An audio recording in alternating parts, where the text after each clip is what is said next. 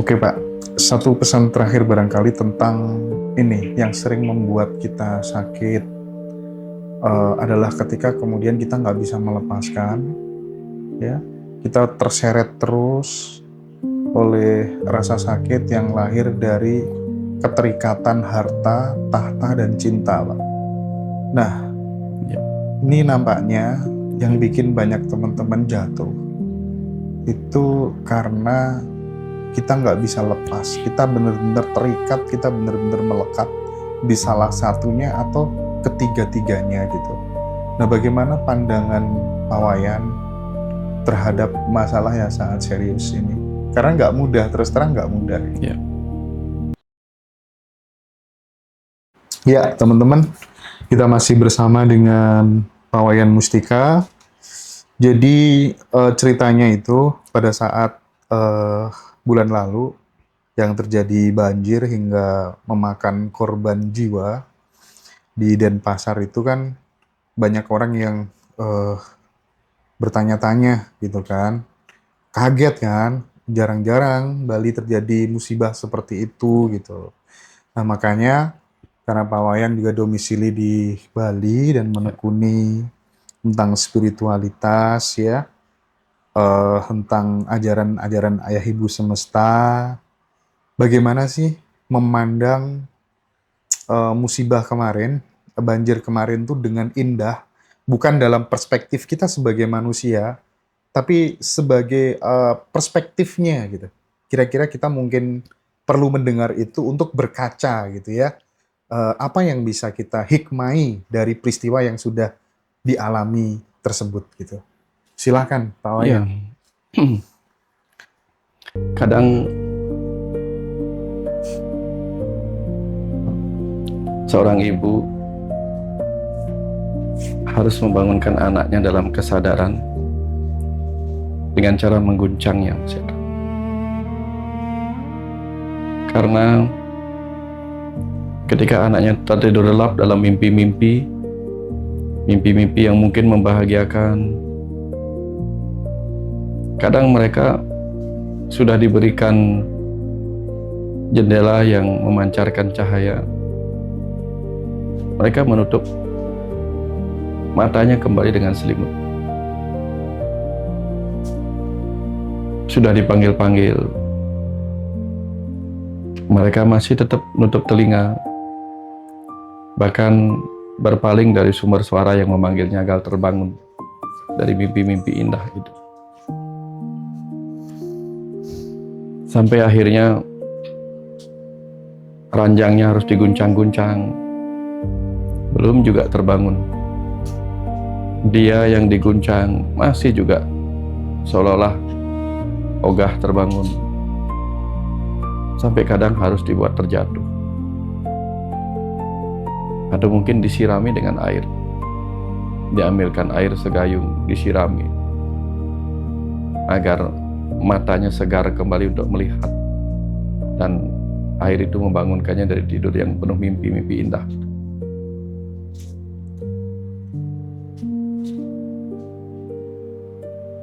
Bali seperti itu, Mas Hendra. Anak-anak sedang tertidur lelap oleh mimpi-mimpi kemewahan, mimpi-mimpi tentang keduniawian, sehingga mereka melupakan pengingat-pengingat leluhurnya. Jangan membangun rumah-rumah di sepanjang tempat saudara-saudara empatmu berdiam, di gunung, di hutan, di aliran sungai, di danau-danau. Jangan ganggu saudara empatmu yang sedang menjaga hidupmu. Tapi banyak anak-anak kemudian melupakan itu, Mas Hendra. Sampai kemudian kehidupannya diguncang, ya, dibuat sepi untuk mengingat siapa dirinya, dibuat sepi kemarin dihadirkan pandemi yang membuat orang tanah Bali, tanah Nusantara ini, untuk mengingat kembali siapa jati dirinya, belum juga terbangun. Diguncang dengan gempa, masih juga belum terbangun. Disirami dengan air yang sedemikian banyaknya mengguyurnya, sampai dia terjatuh dari tempat tidurnya, kehilangan, bangun sejenak, tapi hanya untuk pindah ke kasur yang lain, lalu tidur lagi. Dan entah sampai kapan si anak ini akan terbangun, Mas Hendra. Entah sampai kapan mereka terlelap dalam mimpi-mimpi tentang keduniawian,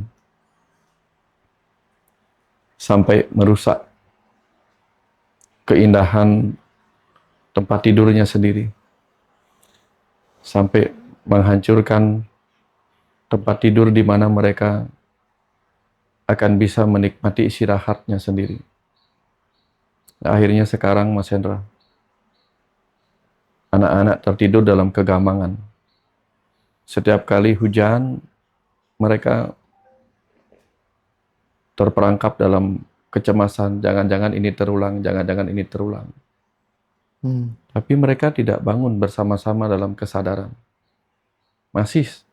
Masih ada yang enggan untuk melakukan gerakan-gerakan yang sama-sama terbangun. Mereka malah terjebak untuk saling menyalahkan satu sama lain, bukan sama-sama terbangun, lalu melakukan yang terbaik di tempat tidur mereka ini. Sebagai ayah dan ibu, apa yang akan dilakukan? Ibu Pertiwi sudah mengguncang, ayah sudah menyirami dengan air, tapi mereka tidak mengerti apa yang sudah diajarkan leluhur-leluhur terdahulu untuk menjaga semua itu. Karena semua anak ini akan mati nantinya. Tapi jika anak-anak ini mati, anak-anak mereka punya apa di masa depan?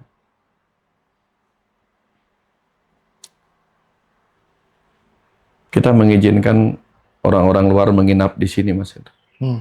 Orang-orang luar, bukan orang luar negeri menginap di sini, sambil menghancurkan rumah tempat tinggal kita. Dan anak-anak senang teman-temannya dari luar sana datang, bukan hanya untuk menginap, tapi untuk ikut menghancurkan. Dan dia senang. Sementara anak tetangga itu akan pergi aja mereka pulang ke negeri asalnya. Yang menikmati sisanya adalah anak-anak yang lahir dan besar di tanah Nusantara ini, Mas Hendra. Ini ajakan dari ayah ibu untuk kita merenung kembali. Sebagai penghuni bumi, kita memang semua bersaudara. Tapi sebagai penghuni Nusantara, kita saudara Nusantara, saudara sebangsa. Dan di luar sana ada tetangga di negeri lain yang sedang menginap di tempat kita, yang kadang membawa gaya mereka menginap di rumah kita, kadang membawa kebiasaan-kebiasaan mereka yang membuat kita lupa untuk menjaga budaya kita, kebiasaan kita, dan kita ikut senang dengan itu. Lupa bahwa ke depan bangsa kita akan bisa juga hilang, seperti anak-anak yang tinggal di sebuah rumah, sementara tuan rumahnya sendiri akhirnya pergi, karena kebanyakan orang lain menikmati di sana. Jadi orang-orang luar akan datang sebagai orang-orang membawa budayanya sendiri. Pelan-pelan budaya kita akan hilang, kita menjadi seperti mereka, lama-lama kemudian anak-anak negeri ini akan hilang di tanahnya sendiri. Ini sangat perlu direnungkan. Kita sudah mempunyai ibu yang baik, ayah yang baik. Ayah langit memberi kita langit yang biru. Ibu memberi kita aliran-aliran sungai yang luar biasa, hutan-hutan yang luar biasa, keindahan alam yang luar biasa. Tapi kita memilih untuk merusak rumah kita sendiri. Lalu kalau ada kelahiran kembali, kita mau lahir di mana? Maka jangan heran kalau kita kemudian lahir di tanah yang kita hancurkan sendiri. Nah, ibu dan ayah angkasa sedang memberi pengingat seperti itu. Musim tidak akan berhenti bergulir. Musim hujan akan datang lagi, musim kemarau akan datang lagi. Tapi jika rumah tidak diperbaikin saluran-saluran air keluarnya untuk mengizinkan air mengalir kembali ke samudra dengan lancar, maka rumah kita tergenang. Kalau kita menumpuk kotoran-kotoran di rumah kita sendiri, kotoran akan menyumbat aliran air yang keluar dari halaman rumah kita. Kita yang akan mengalami itu. Dalam bahasa yang lain, setiap pulau, setiap tanah di negeri ini sedang diberi pengingat yang sama untuk hati-hati merawat buminya.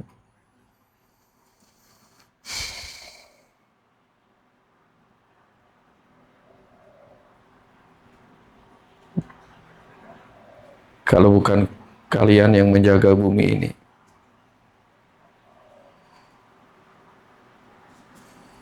siapa? Aku akan merawat bumi ini dengan kekuatan para malaikat. Tapi jika para malaikat tidak berhasil masuk ke dalam jiwa kalian untuk membimbing kalian menjaga dengan sifat-sifat malaikat dalam diri kalian, lalu siapa?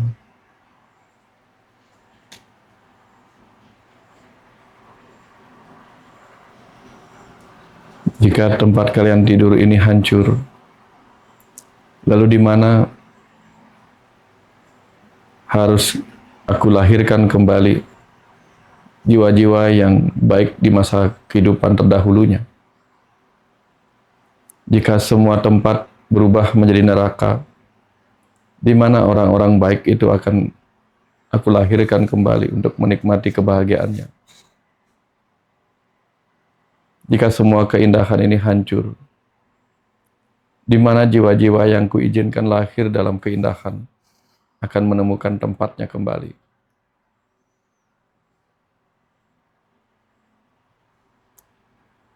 Aku memintamu memanggil sifat-sifat malaikat dalam dirimu untuk menjaga tempat ini, agar kalian bisa menjadi rahmat bagi kehidupan ini.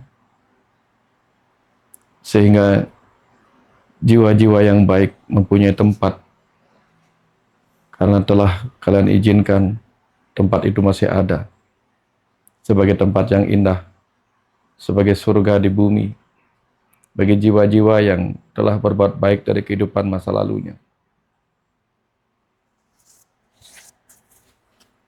Jika tidak begitu, di mana? Di mana tempat yang bisa kujadikan tempat untuk memberi mereka kebahagiaan? Jika kalian jiwa-jiwa yang baik saat ini, di mana harus kulahirkan kembali kalian dalam tubuh yang baru? Jika tempat itu pun tidak kalian jaga keindahannya saat ini. Bangunlah. Bangunlah dalam kesadaran. Bangunlah dan jadilah kaki tanganku untuk menjaga rumahmu. Karena disinilah kau akan tertidur sekarang, dan nanti. Bangunlah dalam kesadaran, dan sadarlah untuk membangunnya kembali menjadi keindahan bagi kehidupanmu di masa yang akan datang. Jangan sampai ayah ibulah yang membangunkanmu dengan penderitaan.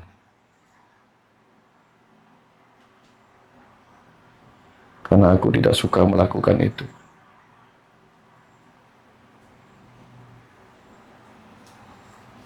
Bangunlah.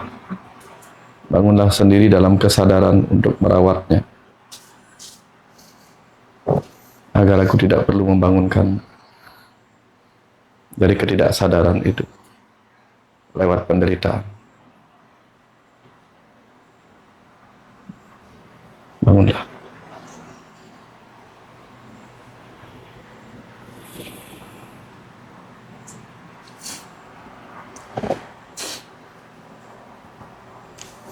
Oke. Jadi pesan-pesan seperti ini yang kita butuhkan ya, teman-teman semuanya, untuk kembali mengingatkan kita sebagai alarm supaya makin hari makin sadar gitu. Nah, dari potret bencana banjir yang di Denpasar kemarin, apakah itu kemudian memberikan sebuah bukti nyata bahwa ternyata sebuah kesadaran kolektif itu juga membutuhkan tumbal, Pak? Kadang harus ada. Ketika Pandawa ingin menang melawan Karna, Gatot Kaca menjadi tumbalnya. Ketika Arjuna harus marah dan akhirnya mengangkat senjata dengan penuh semangat melawan para kesatria Korawa, Abimanyu menjadi tumbalnya. Ketika Krishna bahkan harus mengutuk Aswatthama agar dia selamanya hidup abadi dalam penderitaan, kelima anak Pandawa menjadi korbannya. Agar para Pandawa selamat dari bubuk yang dibakar oleh para Korawa, 5 pengemis menjadi korbannya. Setiap kurban itu bukan tentang siapa yang bersalah, tetapi jangan sampai pengorbanan mereka sia-sia. Bali telah banyak mengalami korban. Salah satu yang menjadi korban dari kejadian kemarin adalah seseorang yang pernah belajar di rumah semesta. Jadi anak semesta yang pernah bertemu dengan saya dan Abu Marlo, Kang Abu di rumah. Beliau menjadi korban. Jangan sampai pengorbanan mereka sia-sia karena tidak ada perbaikan di masa depan oleh yang punya kuasa untuk memperbaikinya. Cukup Bali itu pernah menjadi korban ledakan bom. Tapi kemudian Bali mengajarkan perdamaian.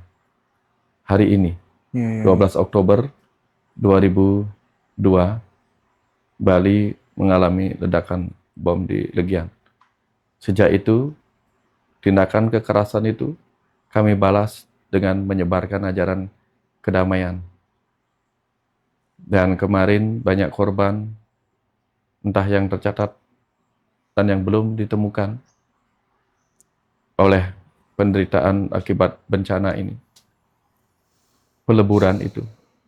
Semoga pengorbanan mereka menyebabkan orang-orang di dalamnya yang punya kuasa dan punya kesungguhan untuk menyebarkan ajaran anti bencana. Apa itu ajaran anti bencana? Kita memperbaiki agar tidak ada lagi bencana berikutnya. Karena musim hujan akan kembali datang. Jangan sampai kita hidup dalam kecemasan.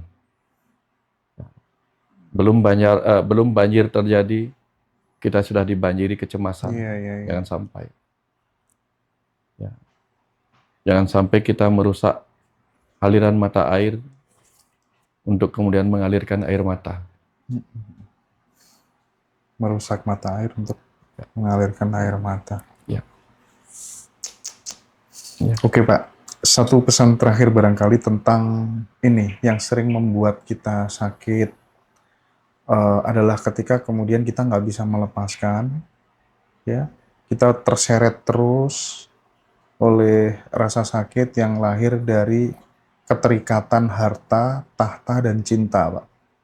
Nah, Ya. ini nampaknya yang bikin banyak teman-teman jatuh itu karena kita nggak bisa lepas. Kita benar-benar terikat, kita benar-benar melekat di salah satunya atau ketiga-tiganya gitu.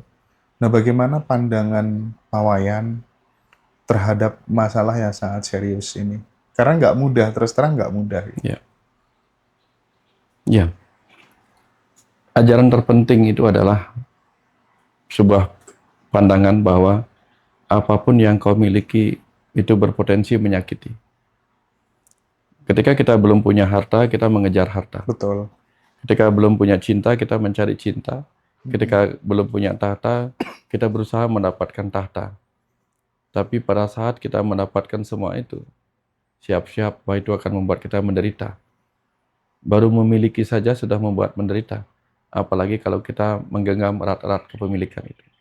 Sangat menderita. Misalnya, ketika kita punya mobil, kita mengejar supaya punya mobil baru. Itu harta. Tapi begitu kita melekat pada mobil itu dan menjadikan mobil itu seolah-olah diri kita, diserempet sedikit kita marah. Ada dalam kemacetan kita stres. Karena apa? Kita merasa bahwa jangan sampai mobilku lecet dan sebagainya. Betul. Kekacauan itu terjadi. Begitu kita dapat tahta, kita takut tahta kita akan diambil. Setiap ada rencana mutasi langsung kita stres. Cemas oleh apa? Ancaman mutasi. Jangan-jangan aku terkena mutasi. Lalu kita berpikir tentang lahan basah, lahan kering. Ya, tempat kerja yang basah, tempat kerja yang kering. Ini membuat kita cemas setiap kali menjelang masa-masa pergantian. Begitu mau ada reshuffle, kita stres. Karena jangan-jangan aku yang terkena. Kena. Ya. Dan terbukti adalah orang-orang yang tersakiti hatinya kena reshuffle, itu sakitnya bisa bertahun-tahun. Iya sih, betul sih. Bisa Nggak bertahun-tahun. bayangin gitu ya. Ya, karena egonya merasa aku di reshuffle karena aku dimutasi karena dianggap tidak mampu. Kinerjanya buruk. Kinerjanya buruk. Nah, orang takut disebut buruk. Kenapa takut disebut buruk? Karena sejak kecil akan dimarahin kalau buruk. Ya. Udah ada konsep itu Konsep gitu, Pak, itu. ya? Kamu nggak boleh buruk, kamu Iya, harus iya. selalu baik. Kalau kamu buruk, kamu dapat neraka. Kalau kamu baik, dapat surga.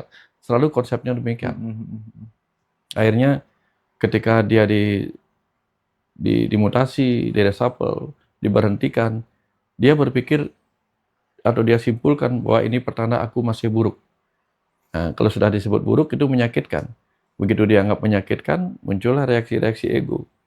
Entah fight melawan pemberhentiannya, melawan mutasi yang terjadi pada dirinya, atau flight, melarikan diri.